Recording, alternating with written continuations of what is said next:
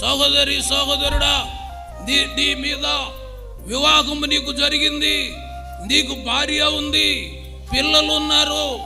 ఎప్పుడైనా ఈ తాగేటప్పుడు వాళ్ళ కొరకు ఆలోచన వచ్చిందా నీకు?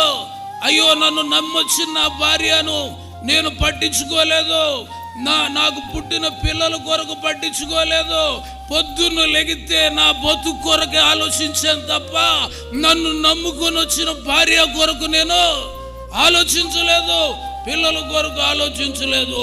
ఈరోజు చాలా ప్రాంతాల్లో చనిపోతుంటే ఆ యొక్క భార్య వీధిని పడుతుంది, ఆ పిల్లలు వీధిని పడుతున్నారు.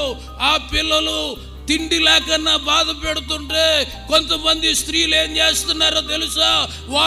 వాళ్ళ ఏడుపు చూడలేక, తట్టుకోలేక, తప్పుడు పని అని తెలిసినా కూడా వాళ్ళని పెంచడానికి తప్పుడు పనులు చేసే వాళ్ళు ఉన్నారు. కారణం సరైన భర్త దొరక్కపోవడం.